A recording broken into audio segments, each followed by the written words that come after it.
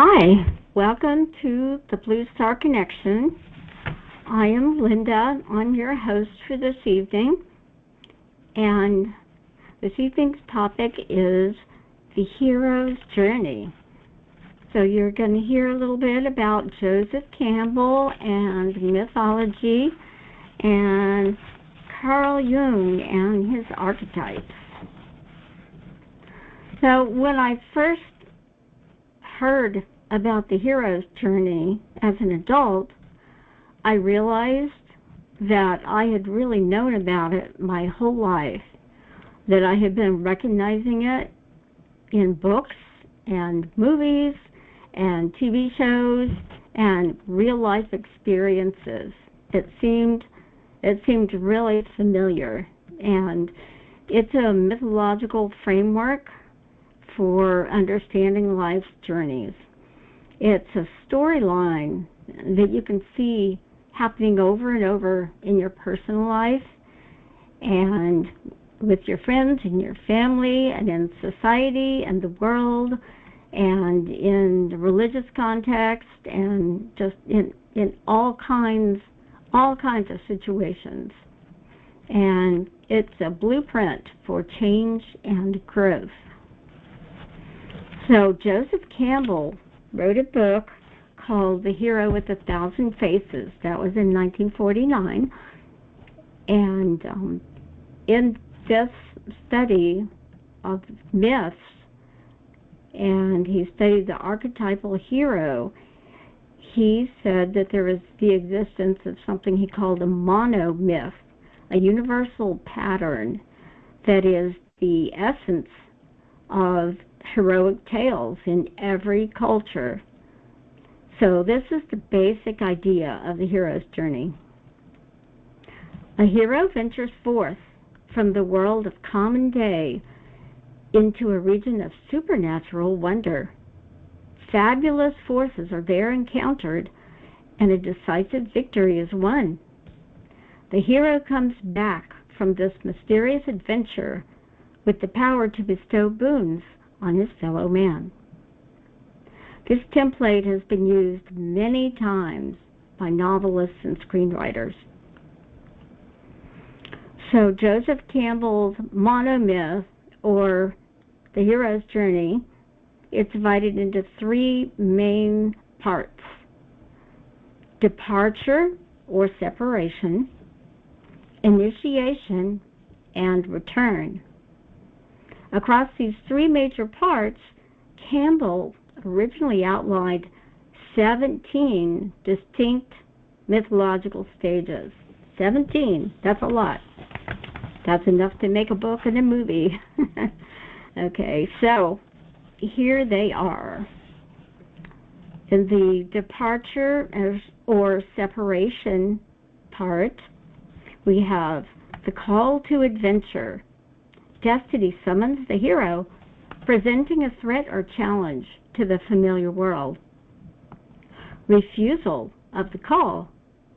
The hero has second thoughts or is scared to change.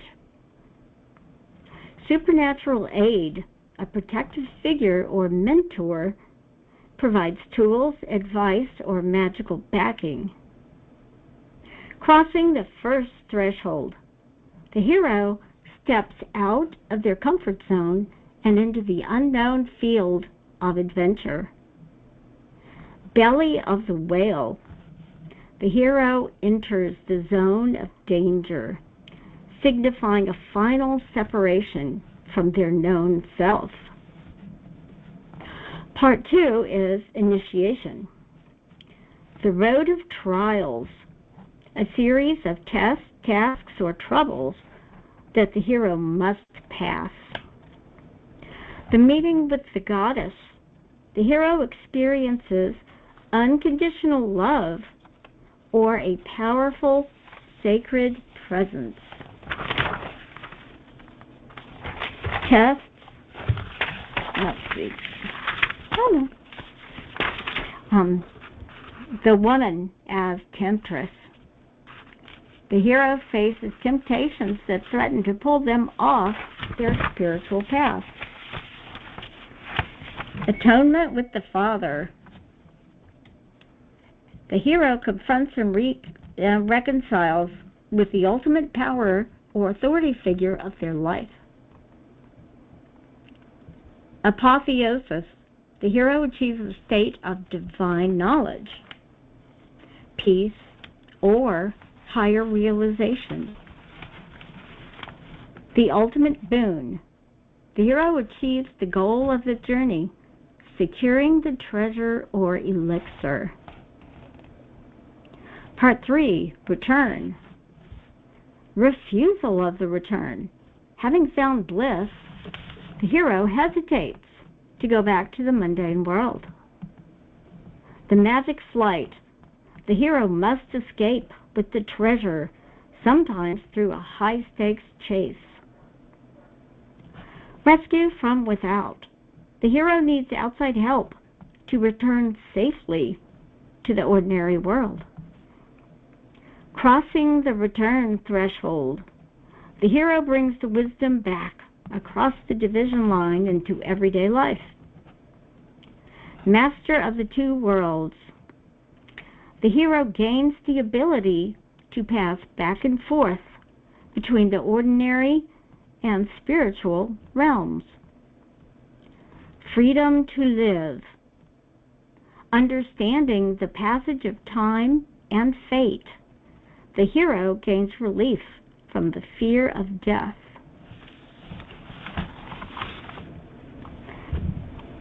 So I am now going to share a diagram.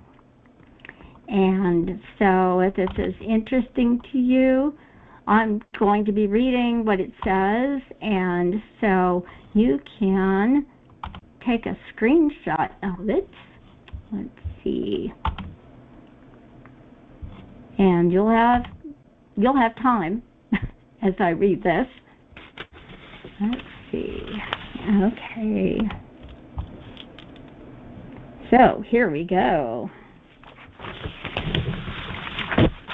So it starts at the top and it goes off to the left, counterclockwise.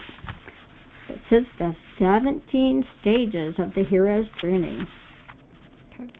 Call to adventure. The hero starts off in a mundane situation of normality, from which some information is received that acts as a call to head off into the unknown.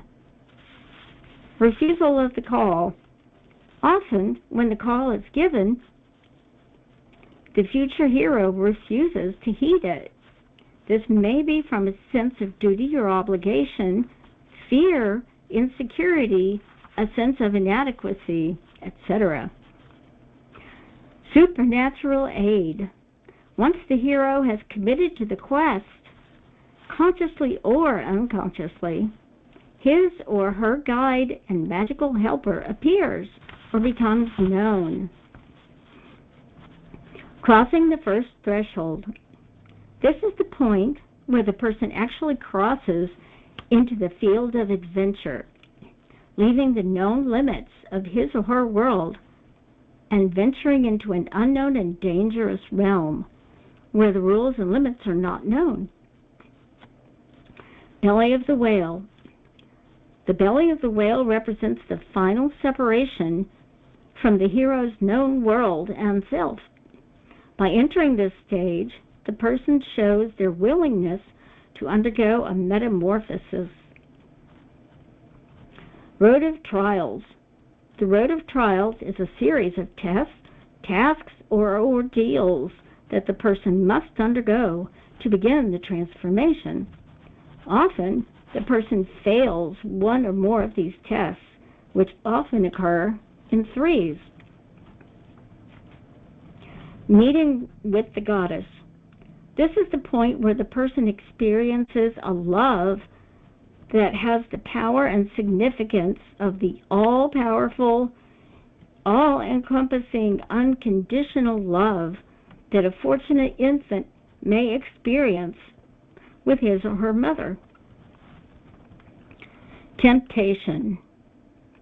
This step is about those material temptations that may lead the hero to abandon or stray from his or her quest. Atonement with the Father. In this step, the person must confront and be initiated by whatever holds the ultimate power in his or her life. In many myths and stories, this is the father or a father figure who has life and death power. This is the center point of the journey. Apostasis. When someone dies a physical death or dies to the self to live in spirit, he or she moves beyond the pairs of opposites to a state of divine knowledge, love, compassion, and bliss. The ultimate boon. The ultimate boon is the achievement of the goal of the quest. It is what the person went on the journey to get. All the previous steps serve to prepare and purify the person for this step. Refusal of return. Having found bliss and enlightenment in the other world, the hero may not want to return to the ordinary world to bestow the boon onto his fellow man. Magic flight. Sometimes the hero must escape with the boon. This can be just as adventurous and dangerous returning from the journey as it was to go on it. Rescue from without. Oftentimes, the hero needs a powerful guide to bring them back to everyday life, especially if the person has been wounded or weakened by the experience. Crossing the return threshold. Retaining the wisdom gained on the quest, integrating that wisdom into a human life, and possibly sharing the wisdom with the rest of the world. Master of two worlds, achieving a balance between the material and spiritual, the inner and outer world.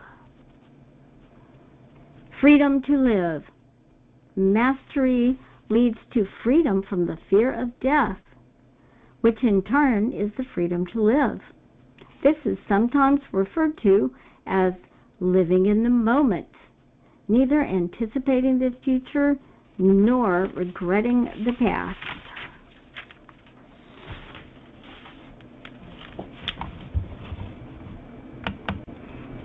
Okay.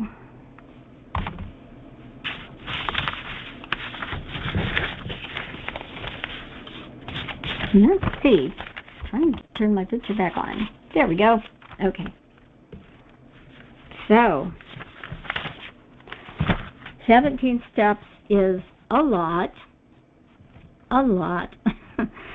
So, a modern screenwriter turned it into 12, and apparently that's pretty popular now for novelists and screenwriters and so on. If they're trying to format a story, they will go with these 12. The screenwriter was Christopher Vogler, and so now we're going to hear the 12 steps instead of the 17, and it's much simplified. Okay, so the ordinary world, life at home before the adventure. Call to adventure, a challenge or mission is presented. Refusal of the call. The hero tries to stay safe or say no. Meeting the mentor. A wise guide gives advice or tools. Crossing the first threshold. Leaving the familiar world entirely. Tests, allies, and enemies. Meeting new people and facing early struggles. Approach to the inmost cave, getting closer to the main danger. Ordeal, the biggest life or death test or fear. Reward, claiming the prize, or winning a temporary victory. The road back, racing toward the final home stretch. Resurrection, the last most dangerous final challenge. Return with the elixir, coming back triumphant with something to share. So that definitely sounds simpler. And the idea is that we all have the hero's journey going on in our life. We've all got tales to tell about slaying dragons and hunting for the treasure and, allies and enemies and, victory and so on. So, I have another diagram. Oh boy. Let's see.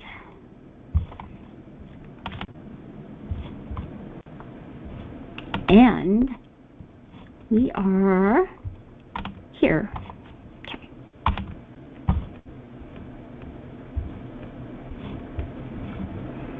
All right. So, this is the 12 steps.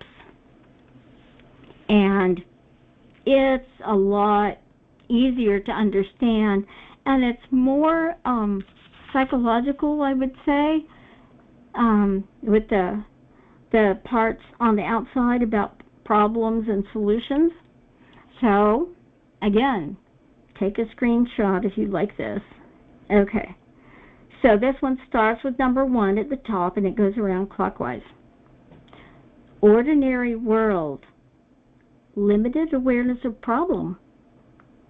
Call to adventure. Increased awareness of need for change. Refusal of call. Fear. Resistance to change.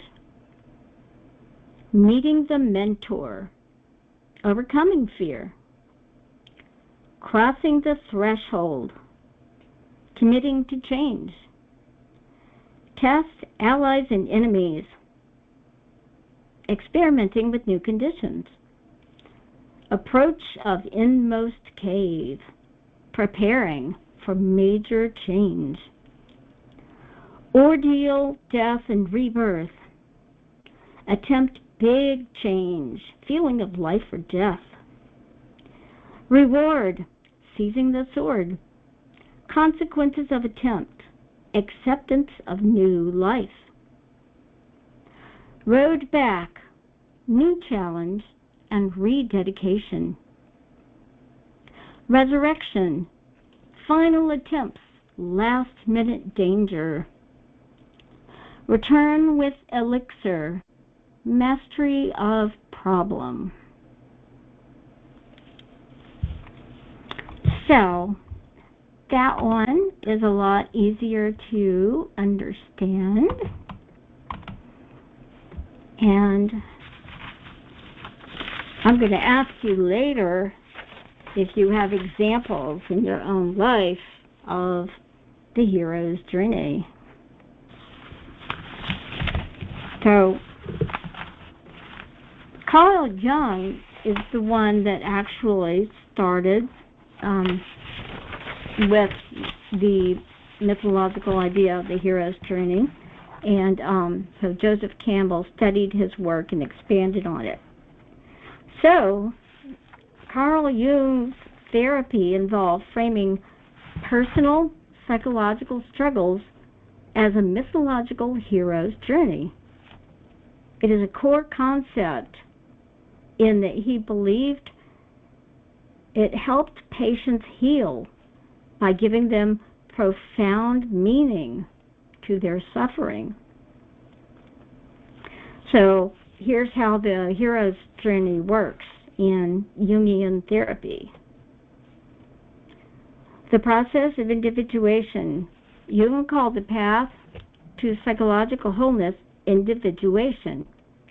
This journey mirrors classic myths, leaving the comfort of the familiar, descending into the unconscious, facing inner monsters, the shadow, and returning transformed. Archetypes. Jung taught that humans share a collective unconscious filled with universal patterns or archetypes. These are ancient blueprints of behavior, like the hero, the mentor, or the shadow. Christopher talks about these as the inner village that we all have. It's like Knights of the Round Table, a bunch of characters in our inner village that have opinions and behaviors and try to tell us what to do. So, back to the therapy. So, finding meaning. When patients view their neurosis or depression not as a random medical defect, but as a symbolic dragon to fight or trial to undergo, the suffering changes. It stops being meaningless pain and becomes a sacred quest. The transcendent function.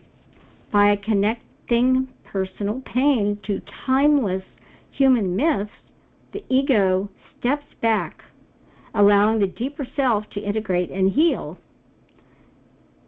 Joseph Campbell later expanded directly on this connection in The Hero with 1,000 Faces. And I can really relate to the seeing something that you're going through as a dragon to fight, as a myth that I will end up being victorious in. It helps to think of it that way. It gives courage and strength and optimism, and it's a good feeling like you are the hero in your own story and you will emerge victorious. It's so much better than thinking you're broken and you're trying to fix yourself, right? Because you are the hero and you will be victorious. So, now, after all of that, here is a question that came up. Is the journey different for women? And so there was a lady in 1990, Maureen Murdoch. She wrote The Heroine's Journey, Women's Quest for Wholeness, as a response to Joseph Campbell's model. She was a student that she felt like his model did not address the specific psycho-spiritual journey of women. So she developed a model of her own that was describing the cyclic nature of the female experience. So Campbell, she had basically asked him in class, yeah, the hero's journey, but what about the woman? Women are different. What about women? And he said, women don't need to make the journey. In the whole mythological tradition, the woman is there. All she has to do is to realize that she's the place that people are trying to get to. Okay? So that's what he said. And she said, well, maybe that's true mythologically if you're seeking illumination, but psychologically, women are different. And the journey of the contemporary heroine involves different stages. So, I think it could be true of some women. I don't think it's true of all women. It just depends. I think it depends on your upbringing and your culture. But, so here's what she had to say about the heroine's journey. It begins with an initial separation from feminine values, seeking recognition and success in a patriarchal culture, experiencing spiritual death and turning inward to reclaim the power and spirit of the sacred feminine. The final stages involve an acknowledgement of the union and power of one's dual nature for the benefit of all mankind. Drawing upon cultural myths, Murdoch illustrates an alternative journey model to that of the patriarchal hegemony. It has become a template for novelists and screenwriters also, shining a light on 20th century feminist literature. The heroine's journey is based on the experience of fathers' daughters who have idealized, identified with, and allied themselves closely with their fathers or the dominant masculine culture. This comes at the cost of devaluing their personal mothers and denigrating values of the female culture. This occurs for both men and women, if not on a personal level, then certainly on a collective level. If the feminine is seen as negative, powerless, or manipulative, the child may reject those qualities she associates with the feminine, including positive qualities such as nurturing, intuition, emotional expressiveness, creativity, and spirituality. On a cultural level, the separation from the feminine results from a reaction to images of the feminine presented by the media that are impossible to identify with, or because of a lack of feminine imagery in religion. Okay, so here are the stages of the heroine's journey according to Murdoch. Separation from the feminine. The protagonist rejects traditional feminine roles or her mother to fit into a male-dominated or outer world. Identification with the masculine. She adopts masculine traits, builds a career, and fights for success in external systems. Road of trials. She faces obstacles, tests, and inner conflicts while trying to prove herself in the outer world. The boon of success. She achieves her external goal, but soon realizes it feels empty or unfulfilling. Spiritual aridity and descent. Feeling empty or burned out, she hits a crisis point and descends inward to face her deeper emotional truths. Reconnection and healing. She repairs the emotional split with her mother or feminine roots and heals her inner masculine side. Integration. She brings both inner masculine and feminine parts together, returning to the world as a whole and balanced person. So, we have to decide what we think about that. And guess what? There's a diagram. Okay. So, here we go. Heroine's journey. Okay, so it starts at the top. Separation from the feminine. Identification with the masculine and gathering of allies. Road of trials, meeting ogres and dragons. Finding the boon of success. Awakening to feelings of spiritual aridity. Death. Initiation and descent to the goddess. Urgent yearning to reconnect with the feminine. Healing the mother-daughter split. Healing the wounded masculine. Integration of masculine and feminine.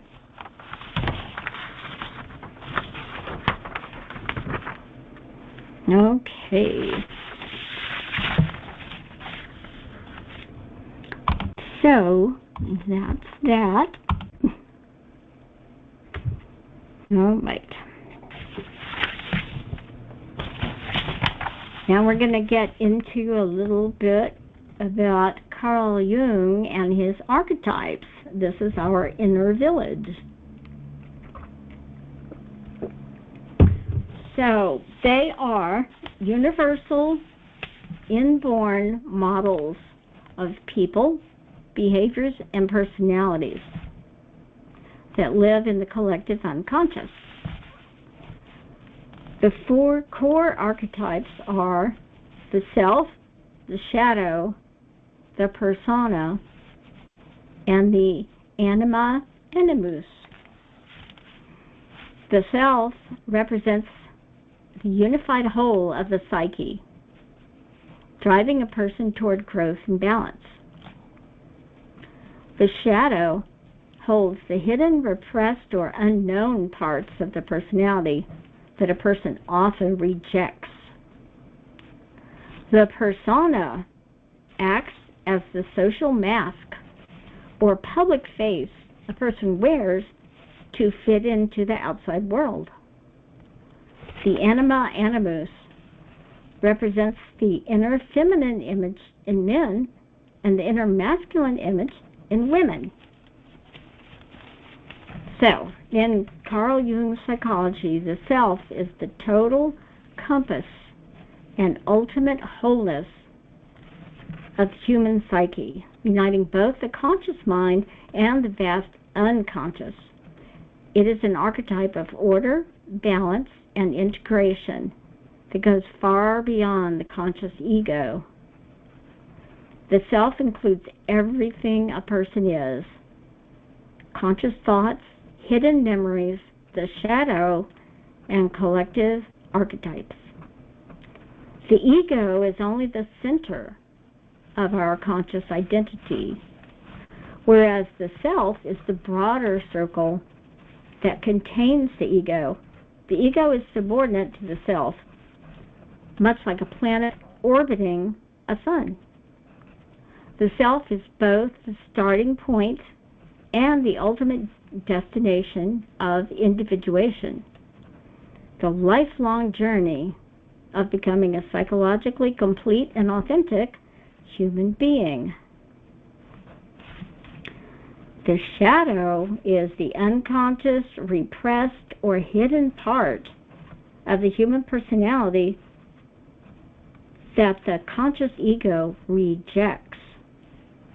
Carl Jung defined it as the dark side of the psyche, containing traits, desires, impulses, and emotions, such as anger, greed, or shame, that a person finds shameful, unacceptable, or incompatible with their self-image.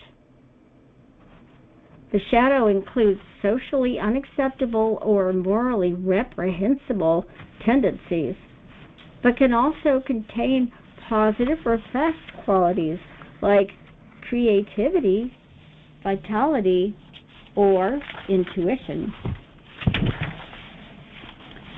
People often fail to see their own shadow traits, instead intensely spotting and criticizing those exact qualities in other people. This is called projection.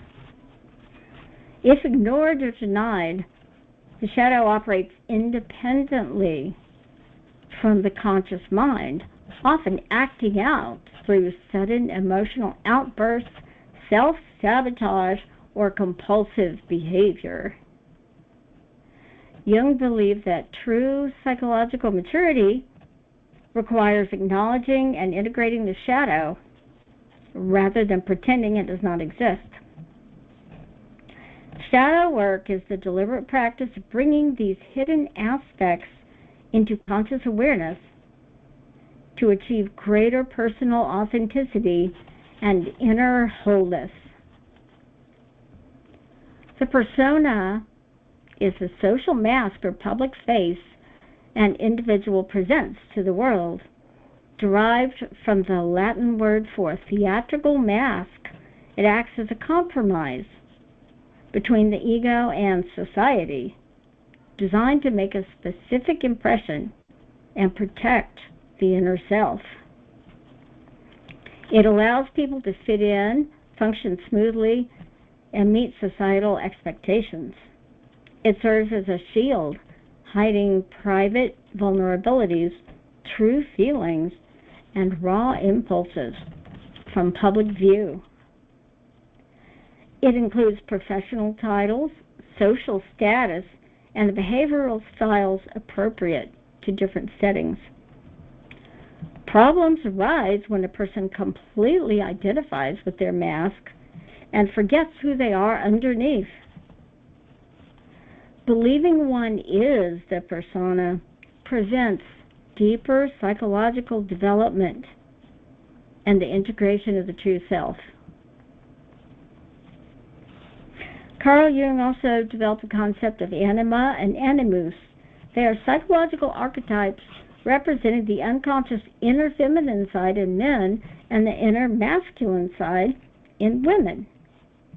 Anima is Latin for soul, embodies emotional, sensitive, and relational qualities in a man's unconscious.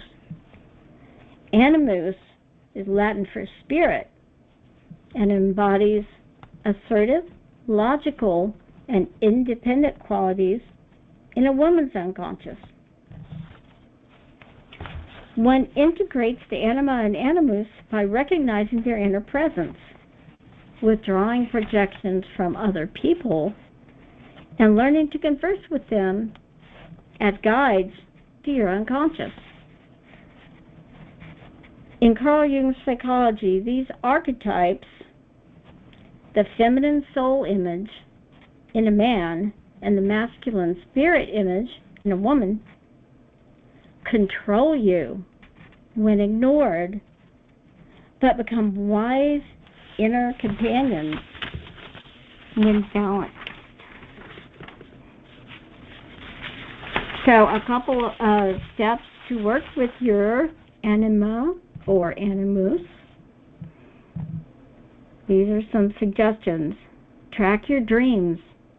Notice recurring figures of the opposite sex who provoke strong emotions like fascination, fear, or inspiration. They are portraits of your inner state. I just had a dream that Donald Trump shared a peppermint stick with me. So what does that mean? I don't know. Withdraw projections. When you fall into an instant, overwhelming infatuation or an irrational fury towards someone, pause. Recognize you are likely placing your unconscious inner image onto a real person. Engage in active imagination. Write dialogues with these inner figures. Ask the critical inner voice, animus, or the emotional mood maker, anima, what they want or what message they're trying to deliver from the unconscious. Embody the repressed qualities. If you lean heavily on logic and control, overdeveloped animus, practice vulnerability and receptivity. If you drown in moods and passive daydreams, overdeveloped anima, cultivate structure, decisiveness, and accountability.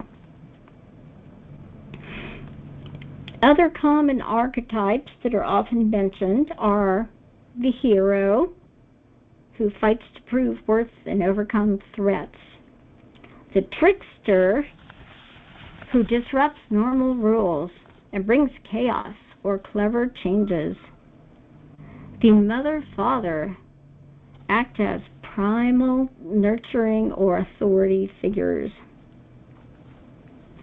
There is no fixed number of Jungian archetypes, because Carl Jung considered them infinite and continually emerging.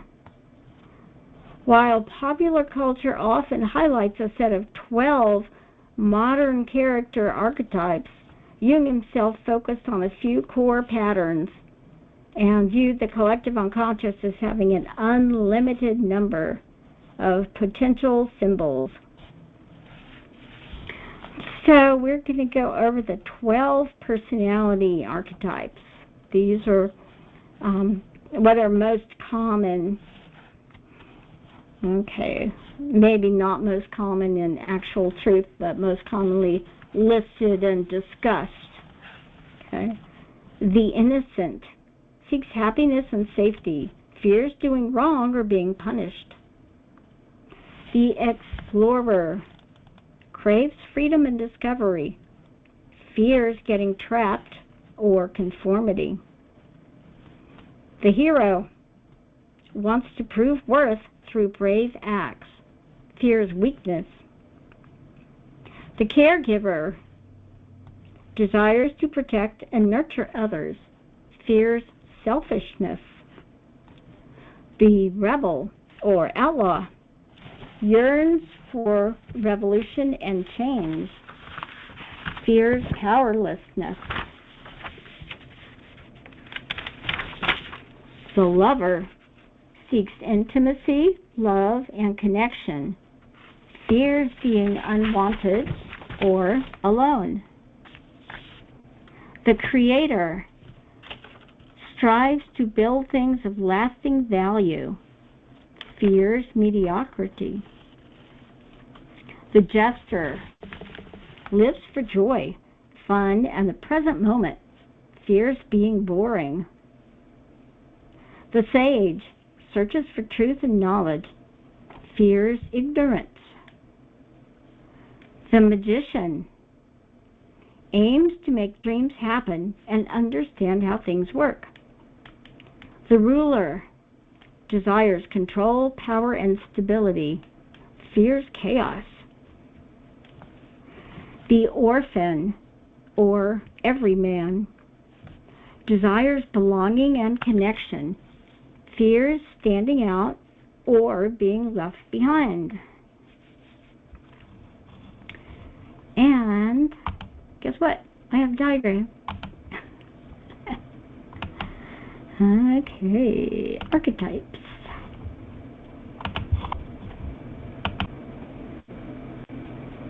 And so,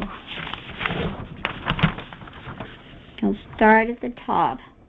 There's the innocent that desires safety, the sage that desires knowledge, the explorer that desires freedom, the outlaw that desires liberation, the magician that desires power, the hero that desires mastery, the lover that desires intimacy, the jester that desires pleasure, the orphan or everyman that desires belonging, the caregiver that desires service, the ruler that desires control, and the artist that desires innovation.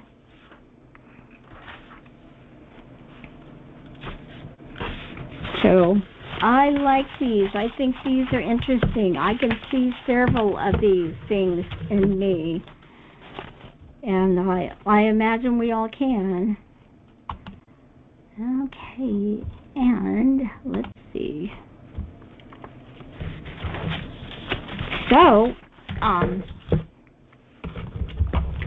I have this book that jumped out at me in a bookstore like years ago. Okay, and of course it's backwards. It's called The Wisdom Well, and it has a set of 36 cards, and these are supposed to be the Jungian archetypes. 36 of them. So every page has got like one of the cards on it and a description and so on. So, for people that like cards, tarot cards and animal spirit cards and cards, lots of cards for tapping into your subconscious or somebody else's subconscious. Let's see. So here is the book. There we go. So it's on Amazon, so you can get it, and it's pretty interesting. And you probably do not have cards like this, and so go get it if you like it. All right. So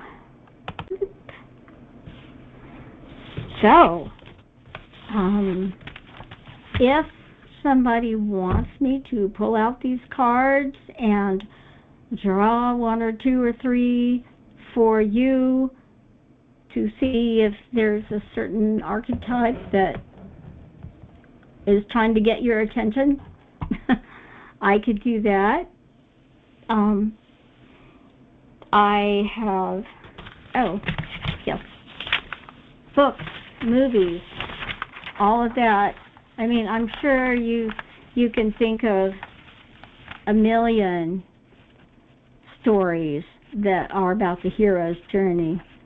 The first one that I thought of, which is the first significant books that I read when I was a child, is the Narnia books, the 7 Chronicles of Narnia.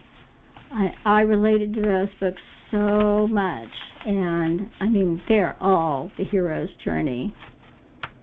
We've got Lord of the Rings, Star Wars, The Matrix, The Truman Show, Harry Potter, Avatar, Spider-Man, The Odyssey. No, I have not seen it yet. Pleasantville. That's not well known, but I have that one. I think that has it. The Karate Kid. I think The Sound of Music, because what a journey they had to go on. Their trials, the dragons they had to slay. Oh my goodness, Disney movies. Moana, Mulan, The Lion King, Aladdin, Hercules, Finding Nemo. All of these are the hero's journey. Camelot, Greek myths, heroine's journey, I'm gonna say it.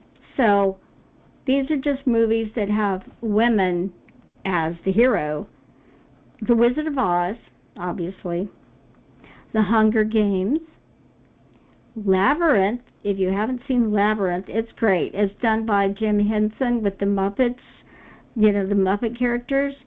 And it's got David Bowie in it, if you know who he is. So, yeah. That's a good one. And there's a TV show called Once Upon a Time. It's on Hulu right now. And it's all about the fairy tales. And every episode has got mythological lessons, and it's just awesome. And even video games.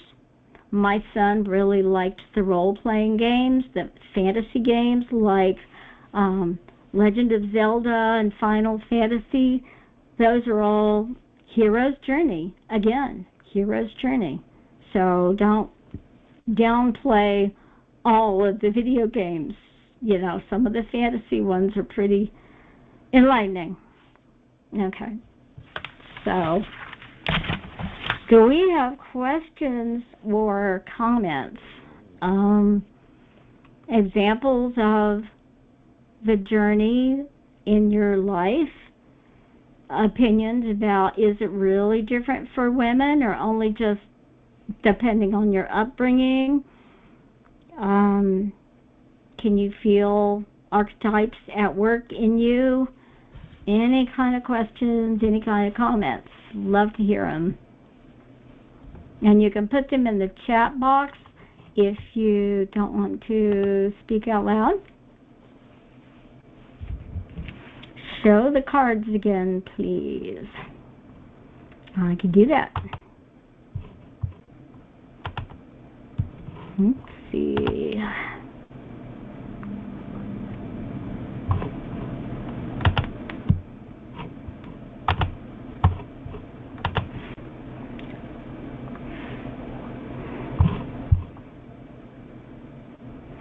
Okay, there we go. So I hope you can see that. It's called The Wisdom Well, and the author is Ivarna Kalinkova, K-O-V-A,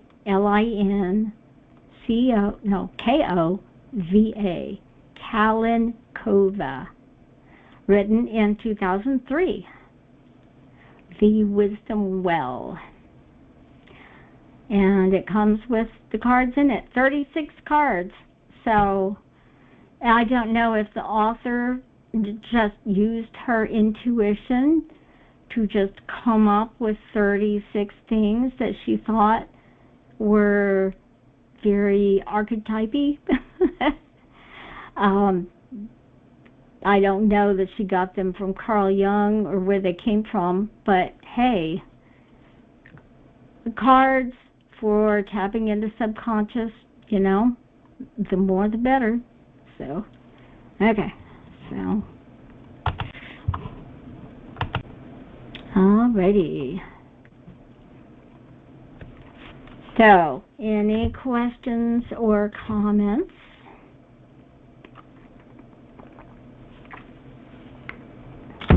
And I think you can unmute yourself. I didn't do anything that stops that, so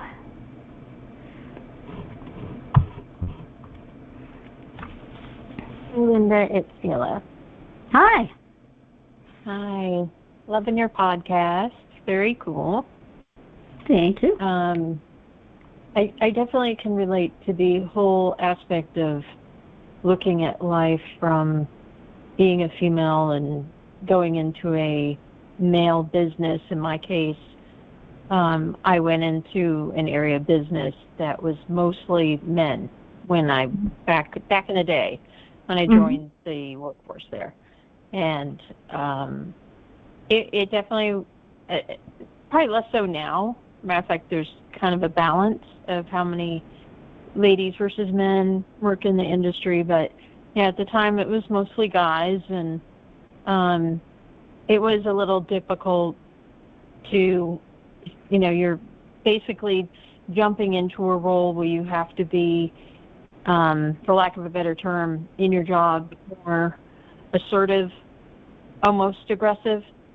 Yeah. And walking a very fine line with that, because I noticed that there were guys that could say something exactly the way I said it, and it would be considered to be more, you know, advanced as far as how strong it was, but coming out of a female's mouth, you had to be very careful not to go across this one perceived line of, you know, taking it too far. So you had to be very careful how you walked around it, whereas somebody else that was of a different gender could just deliver it and boom, nobody ever said, oh, you know, I think they're just being too much. You know, wow. They were just confident. Yeah, and I remember that. Now there's less of that now, which is nice. Yeah. But I do remember that back in the day where it was hard. It wasn't easy. And to jump in there, being the girl, and then, you know, having to do all these male characteristic traits. I mean, it took a while. For instance, I'm going to throw out a weird one. Had to learn how to read a map. There's a lot of guys that are very good at reading maps versus ladies. I don't understand why, but that's the way it is. It's supposed to give directions as far as north, south, east, and west. Right. Versus left and right. Mhm. It's definitely a different train of thought in a lot of it. So it is interesting to hear the two perspectives. Mhm. Um, and it's not easy to balance some of that. I do Mhm. know that. I was pretty proud of myself. I still am. I was able to do Right. it because there were a lot of people who couldn't. They just were like, "Oh no, this is too much." Right. It, Yeah. So you could slay those dragons. right, right. Yeah. And being a single mom, so you know, Right. Yeah. it was yeah. So you still had to go home and do the mom things, and Right. then go to work and do and kind of at that time do the dad things. Yeah. um, Yeah. and bring home money. Yeah. So it's nice that things have kind of gone back more towards the middle, where people can do both, where that's accepted. Um, but yeah, definitely a different aspect. Learned a lot. Learned a lot about myself and other people. Definitely did not have that kind of personality when I started, and Mhm. had to learn multiple ways to say words like no, Yeah. or I'm not going to pay you, or this isn't going to turn out the way you want it to. Just Mhm. kind of strange ways of basically delivering the same information but feeling out your audience first. Right. So yeah, it's Yeah. interesting. Yeah. Definitely food for thought. So Yes, thank you. definitely. Yeah, and I don't think men have to develop their feminine traits at work. I mean, maybe if they're a counselor or, where they have to connect and relate and be sensitive, but I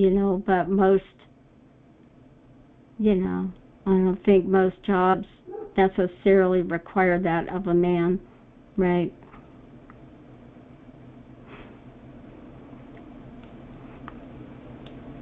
And I'm definitely not, one of those. Oh, I'm a feminist. No, I'm not one of those people. But it is pretty wild when you jump into a role like that. I mean, I definitely recommend people trying it. If you're a lady, to try a male-dominated career, maybe for a year, and just you'll learn a lot about yourself. I'll bet. Yeah. Yeah. Yep. Now the problem is when you leave the office, you're expected to shed that, because to continue with that more, to continue to bring that home in your home environment makes you, you're not playing the feminine role very well. Right. And Right. people don't necessarily appreciate that, Right. Right. because you're speaking more aggressively. Maybe you're just a tiny bit louder, and instead of doing a very soft, well, I'll think about it, they're like, no. And and for some people, they perceive that rude, abrupt, Mhm. uncaring. You know what I mean? So it's definitely odd, because at the end of the day, and you're going home, and now you can kind of be yourself, and but you have to be careful to leave. You could take some, what I would end up doing is taking some with me and leaving some behind. Yeah. Yeah. That's a balancing act, that's for sure. Yes. Mhm. Yeah. So it's interesting. Yeah. Mhm. Mhm.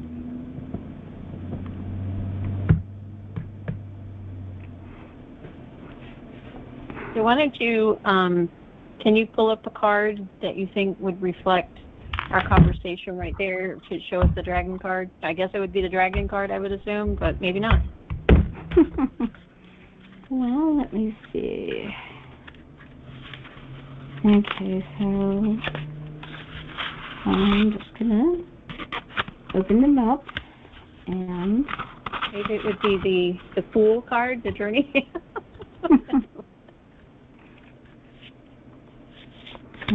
see. I'm gonna shuffle them and pull one out. Okay. I like that. There you go. Random. Okay.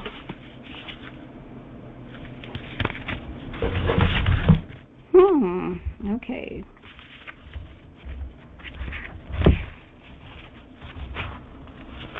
So,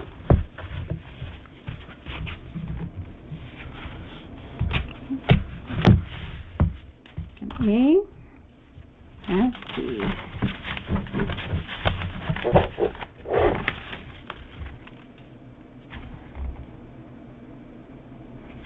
Oh, okay. Hold on. Opened it.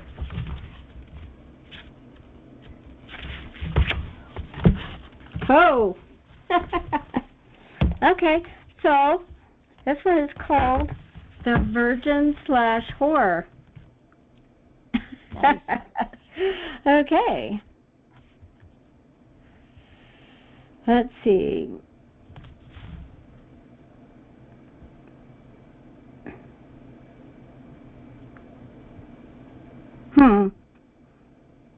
Okay.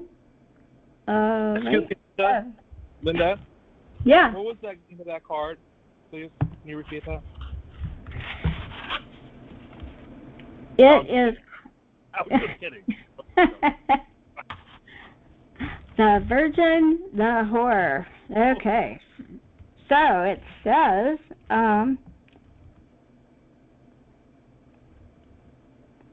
in the words of Jung, the anima is bipolar and can therefore appear positive one moment and negative the next. Now young, now old, now mother, now maiden, now a good fairy, now a witch, now a saint, now a whore. Okay. So, the two sides of a woman. Let's see.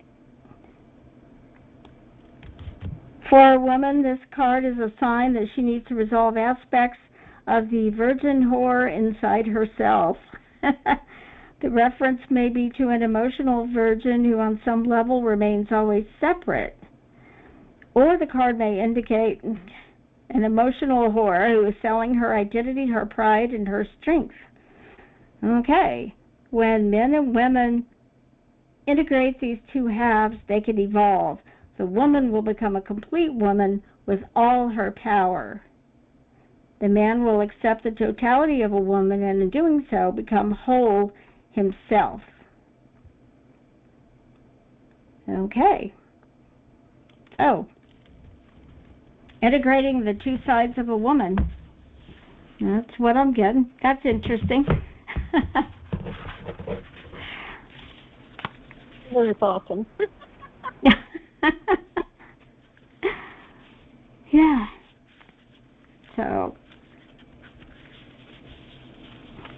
let's see. Very interesting. So, has anybody got an example of the hero's journey in their life? Or are there certain archetypes that you've thought about before that you relate to, that you feel like really present a picture of who you are?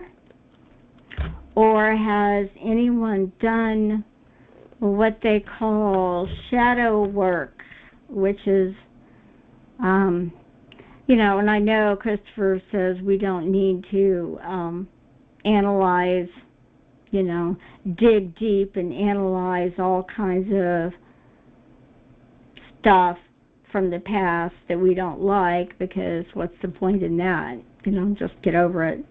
But I know, I've heard over time lots of people talking about shadow work and how it's so important and everything, and so just,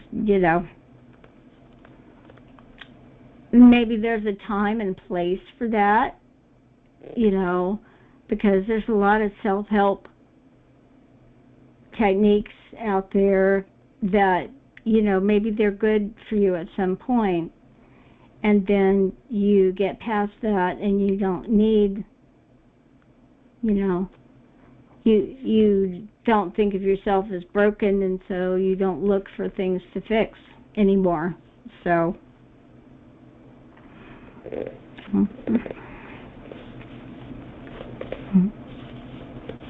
Hey, Linda, I'd like to share with your. yes. This is Trissa. I appreciate this topic, and I'm familiar with the hero work, but I never heard of the heroine's journey. And I can identify, well, with the hero's journey, I thought it was interesting, the whole concept of the initial is rejecting the journey. Like rejecting, I can't remember what the exact words were, but it like comes before them and they say no. And I have that experience, and then I end up saying yes, and then go on the journey. But I don't think I've ever heard that part before, that I recall. So that kind of made me laugh, because that's traditionally when something's my path that's good for me, I usually reject it at first. Right. And I thought it was interesting in one of the scenarios that they use the healing elixir, or the elixir, or like the prize, you know. And Yeah. that makes me kind of take a look at my different paths, my different journeys, and it's making me want to journal about what was my elixir in all of those different areas, those journeys. Because sometimes I feel like I'm just on a continuous spiral journey, you know, okay, we're on another one, we're on another one. Just sit back and take a look at what was the elixir, what was the feeling, what was the prize. Yeah. And I think the final thing is, in the heroine's journey, it's interesting they have a relationship with mother as a big aspect of that, and then kind of like the inner battle.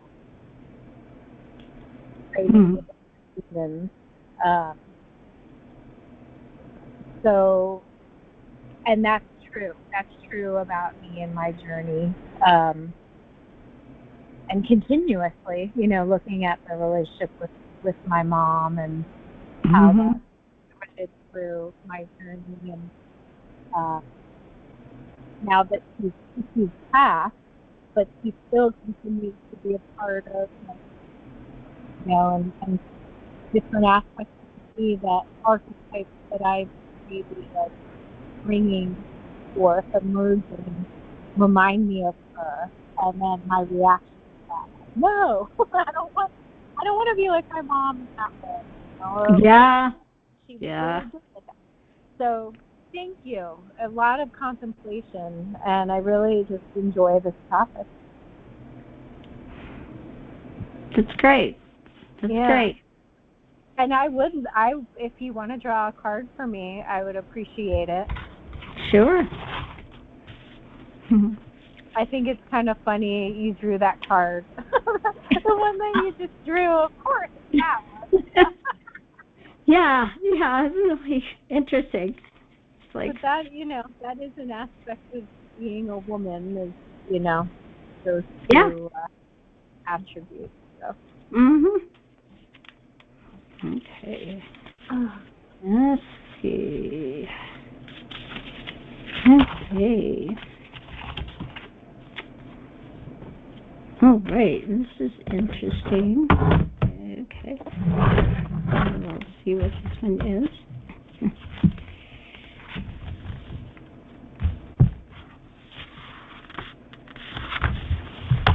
The Inventor. Okay.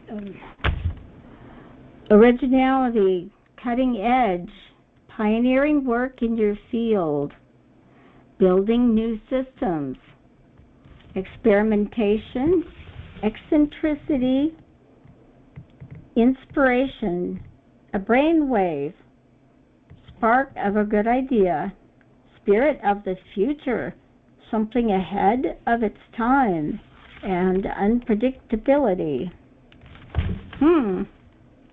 I love it. Yeah. In the words of Jung, this alone makes history. Here alone do the great transformations first take place, and the whole future, the whole history of the world, ultimately spring as a gigantic summation from these hidden sources in individuals. Yeah. So whenever this card appears, there is a need for something unique, an unexpected or ingenious answer to your problem may come to you. It may be that a leap of faith that leads to a startling result is required.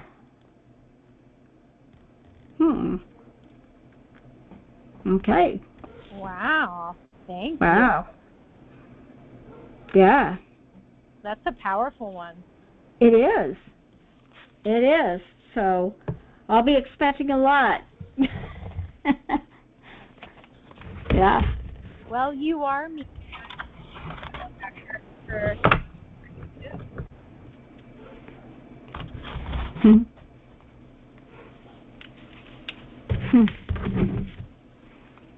Oh.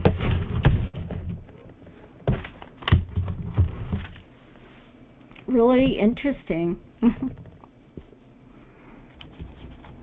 And I had not thought of this book for a long time. I picked this topic and then it just occurred to me, and it's like, wait, don't I have that book with all the Jungian cards? Yeah, let's find that. So, yeah, it's perfect. Perfect. Yeah.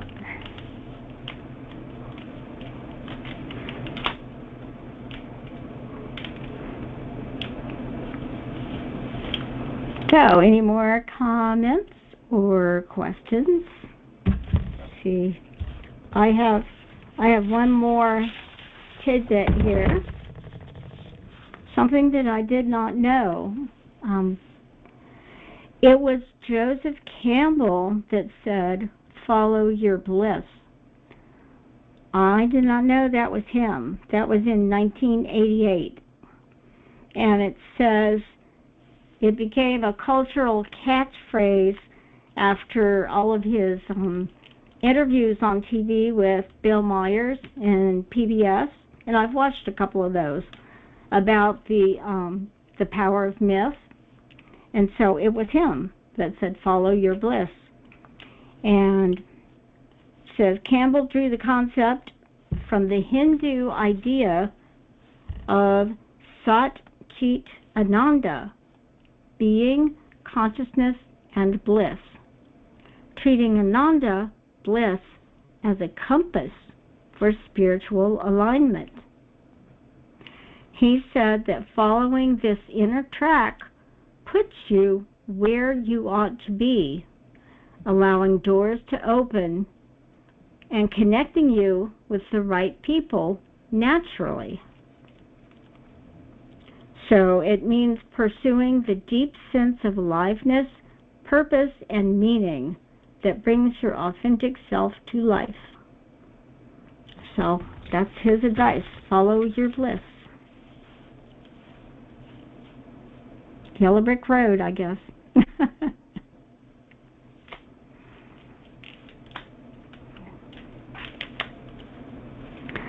All right. Well, if nobody has any more comments, then I'm just going to say enjoy the journey, and thank you, and good night.